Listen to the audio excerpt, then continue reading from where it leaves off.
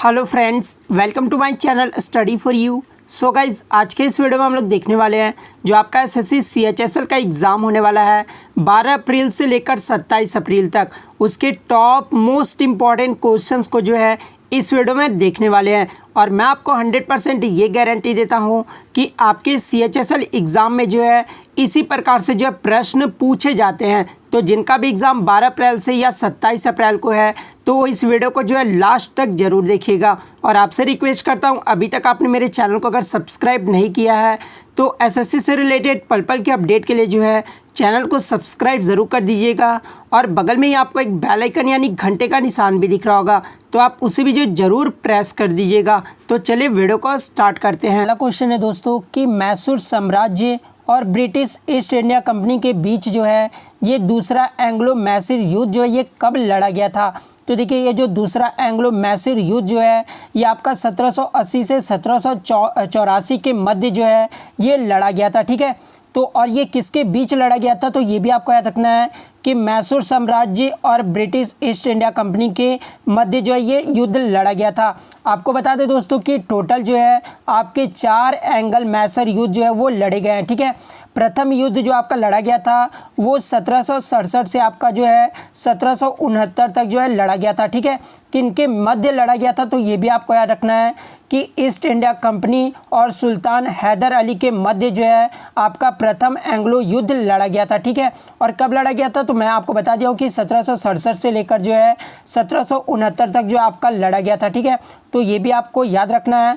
और किस कारण से जो है ये युद्ध लड़ा गया था, तो ये भी आपको याद रखना है कि मद्रास में अंग्रेज़ों की आक्रमण नीतियों के कारण जो है ये युद्ध लड़ा गया था। और थर्ड युद्ध की बात कर ले कि तीसरा एंग्लो मैसूर युद्ध जो ये कब लड़ा गया था, तो ये भी आपको याद रखना है कि तीसरा जो एंग्लो मैसूर युद्ध है ये 1790 से लेकर जो है 92 के मध्य लड़ा गया था। और एक आपका जो है चौथा मैसूर युद्ध जो ये कब लड़ा गया था, तो ये 1798 से जो है 99 के मध्य जो है ये लड़ा गया था। तो ये सारे फैक्ट जो आपको याद रखना है क्योंकि यहाँ से भी जो आपके क्वेश्चंस पूछे जाते हैं। नेक्स्ट क्वेश्चन आपका यहाँ पर है दोस्तों कि सैला नृत्य की उत्पत्ति जो है ये किस राज्य में हुई थी। ठीक है, तो देखिए, ये जो सैला नृत्य की उत्पत्ति यानी सैला नृत्य जो है ये किस राज्य का उत्सव है, तो ये छत्तीसगढ़ राज्य का उत्सव है। ठीक है, तो छत्तीसगढ़ जो आपका यहाँ पे करेक्ट आंसर हो जाएगा। और आपको ये बता दें दोस्तों कि ये जो सैला नृत्य है ये आपका कृषि जीवन से संबंधित नृत्य है। आप यहाँ पे देख सकते हैं कि नृत्य फसल कटाई की ऋतु के बाद जो है लड़कों द्वारा जो ये प्रदर्शित किया जाता है। तो मैं आपको बता दूं कि ये जो सैला नृत्य है ये आपका कृषि जीवन से संबंधित नृत्य है। ठीक है, और इस नृत्य में जो आपके केवल जो है पुरुष ही भाग लेते हैं। ठीक है, महिलाओं जो है इस नृत्य में भाग नहीं लेती है। तो यदि क्वेश्चंस पूछा जाए कि कौन सा ऐसा नृत्य है जिसमें जो है पुरुष भाग लेते हैं सिर्फ, ठीक है, तो सैला नृत्य फिर आपका करेक्ट आंसर हो जाएगा। नेक्स्ट क्वेश्चन आपका यहाँ पर दोस्तों कि निम्नलिखित में से जो है किसने लिंक्ड कैपेसिटर का वर्णन करने के लिए जो है बैटरी शब्द गढ़ा था। ठीक है, तो देखिए, आपका जो बैटरी शब्द जो गढ़े थे ये बेंजामिन फ्रैंकलिन के द्वारा जो है गढ़ा गया था। तो बेंजामिन फ्रैंकलिन जो आपका यहाँ पे करेक्ट आंसर हो जाएगा। नेक्स्ट क्वेश्चन आपका यहाँ पे दोस्तों कि एमएस ऑफिस सॉफ्टवेयर में जो है किसी भी लाइन या टेक्स्ट पेज के बीच में लाने के लिए जो है किस शॉर्टकट की का उपयोग किया जाता है। तो देखिए, बीच में लाने के लिए जो शॉर्टकट की का उपयोग किया जाता है ये CTRL+E का जो उपयोग किया जाता है। तो CTRL+E जो आपका यहाँ पे करेक्ट आंसर हो जाएगा। और बात कर ले, ये तो बीच का हो गया। यदि अगर आपको राइट अलाइन करने के लिए जो कौन सा की का उपयोग किया जाता है तो ये भी आपको याद रखना है कि राइट अलाइन करने के लिए जो है CTRL+R का जो उपयोग किया जाता है। और लेफ्ट में जो आपका CTRL+L जो है वो आपका करेक्ट आंसर हो जाएगा। तो ये भी आपको याद रखना है। नेक्स्ट क्वेश्चन आपका यहाँ पे दोस्तों कि भारत के वित्त आयोग के जो है 15वें अध्यक्ष कौन है। तो देखिए, भारत के वित्त आयोग के जो 15वें अध्यक्ष हैं वो NK सिंह है। तो NK सिंह जो है आपका यहाँ पे करेक्ट आंसर हो जाएगा। अब इसके फैक्ट के बारे में मैं आपको बता दूं दोस्तों कि वित्त आयोग का जो कार्यकाल होता है वो 5 वर्षों का होता है। ठीक है, तो ये आपको याद रखना है कि वित्त आयोग का कार्यकाल जो है कितने वर्षों का होता है, तो 5 वर्षों का होता है। ठीक है, और ये जो 15वें अध्यक्ष बने हैं NK सिंह, इनका जो कार्यकाल है वो 2020 से लेकर जो है 2025 तक रहने वाला है। तो ये भी आपको याद रखना है।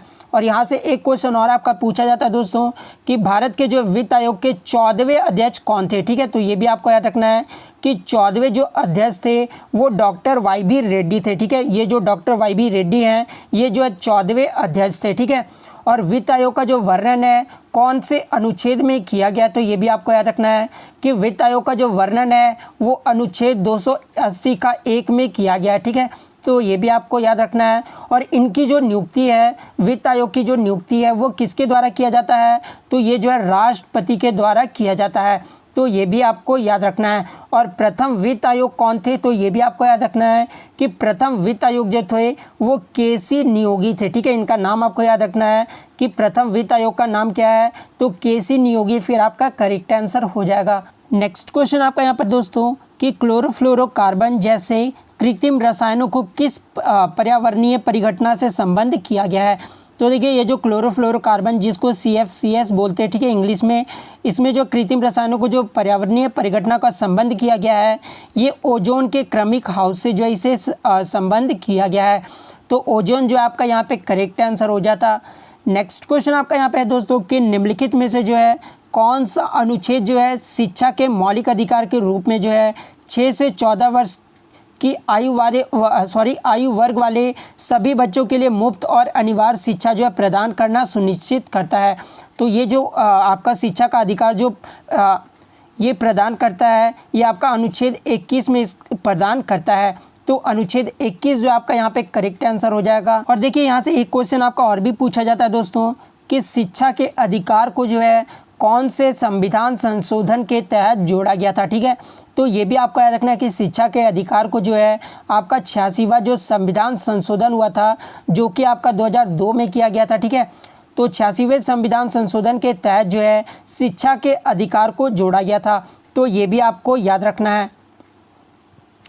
नेक्स्ट क्वेश्चन आपका यहाँ पे दोस्तों कि इनमें से कौन सा एक जो है ऑपरेटिंग सिस्टम नहीं है। ठीक है, तो देखिए आपका जो लाइनक्स है, माइक्रोसॉफ्ट ऑफिस है और यूनिक्स जो है ये सब जो है आपका ऑपरेटिंग सिस्टम है।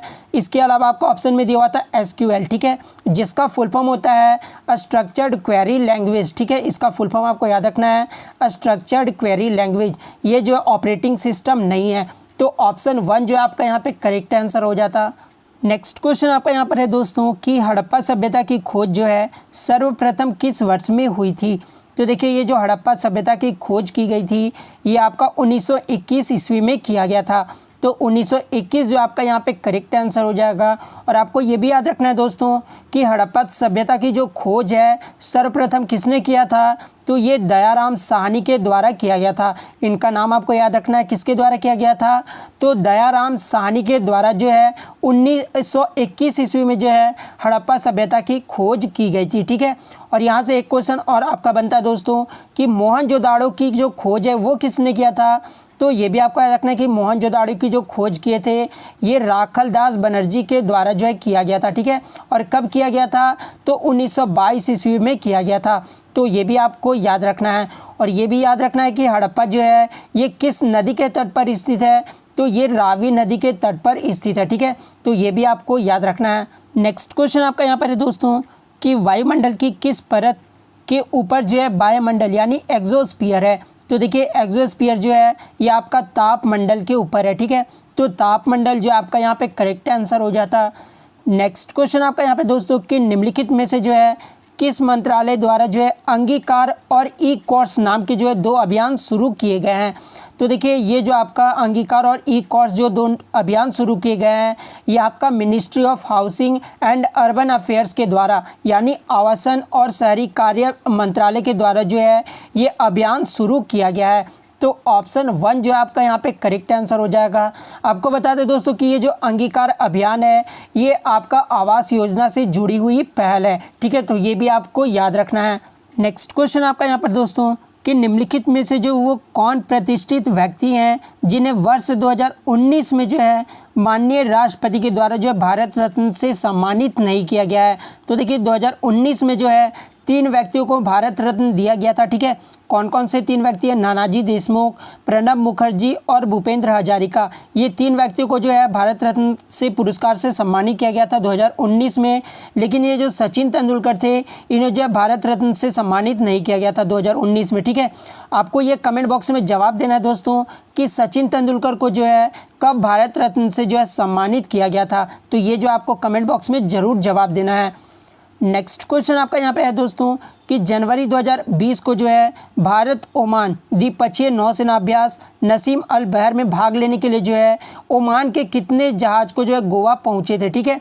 तो देखिए ओमान के तरफ से जो जहाज पहुँचे थे गोवा में, वो आपके 2 जहाज पहुँचे थे, ठीक है। और दोनों जहाज का नाम आपको याद रखना है कि ओमान की तरफ से जो है 2 जहाज का नाम क्या था। तो एक तो आपका जहाज का जो नाम था वो आरएनओवी अल रसीक था, ठीक है। पहला जहाज का जो नाम हो गया वो आपका आरएनओवी अल रसीक हो गया और दूसरे जहाज का जो नाम हो गया वो आरएनओवी कसाब हो गया, ठीक है। और ये जो आपका ये जो द्विपक्षीय नौसेना अभ्यास हुआ था, ये कौन सा संस्करण था? तो ये भी आपको याद रखना है कि ये जो था 12वां संस्करण था, ठीक है। और भारत की तरफ से भी जो है आपके 2 जहाज भेजे गए थे, ठीक है। उसका जो नाम था, पहला का नाम था व्यास जहाज, ठीक है, और दूसरा का जो नाम था वो सुभद्रा नाम था, ठीक है। तो ये भारत का जहाज का भी नाम आपको याद रखना है।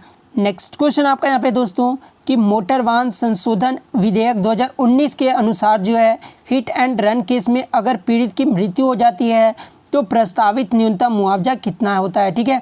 तो देखिए आपको हिट एंड रन केस में अगर पीड़ित की मृत्यु हो जाती है तो उनके परिजनों को जो है 2 लाख से अधिक मुआवजा दिया जाएगा। तो ऑप्शन ए जो आपका यहाँ पे करेक्ट आंसर हो जाता। नेक्स्ट क्वेश्चन आपका यहाँ पे दोस्तों कि 10 से 22 जनवरी 2020 के दौरान खेलो इंडिया यूथ गेम्स कहाँ आयोजित किए गए थे? तो देखिए आपका 2020 में जो खेलो इंडिया यूथ गेम्स हुआ था ये आपका गुवाहाटी असम में किया गया था। तो गुवाहाटी जो आपका यहाँ पे करेक्ट आंसर हो जाएगा। बात कर ले 2020 में जो प्रथम स्थान पे कौन रहा था, तो ये भी आपको याद रखना है। प्रथम स्थान पे जो रहा था वो आपका महाराष्ट्र राज्य रहा था, ठीक है। इन्होंने जो है 256 मेडल जीते थे, तो ये आपको याद रखना है। सेकंड स्थान पे जो रहा था वो हरियाणा रहा था और थर्ड स्थान पे जो रहा था वो आपका दिल्ली रहा था, ठीक है। तो ये भी आपको याद रखना है। और 2019 का जो खेलो इंडिया यूथ गेम्स हुआ था ये कहाँ पर हुआ था? तो 2019 का जो हुआ था ये आपका पुणे महाराष्ट्र में आयोजित किया गया था। तो ये भी आपको याद रखना है। और 2018 जो था ये आपका प्रथम संस्करण था, ठीक है। खेलो इंडिया यूथ गेम्स का जो प्रथम संस्करण था वो 2018 था, जो कि आपका दिल्ली में आयोजित किया गया था। नेक्स्ट क्वेश्चन आपका यहाँ पे दोस्तों कि वे 5 समूह कौन से हैं जिनमें जो आपके पादपों यानी पौधे को विभाजित किया गया है? तो देखिए आपके जो 5 समूह हैं जिनमें पौधों को विभाजित किया गया है, एक तो आपका थैलोफाइट्स हो गया, बायोफाइट्स हो गया, टेरोडोफाइट्स हो गया, जिम्नोस्पर्म हो गया और एंजियोस्पर्म हो गया। तो ये जो है 5 समूह हैं। तो ऑप्शन 3 आपका यहाँ पे करेक्ट आंसर हो जाता।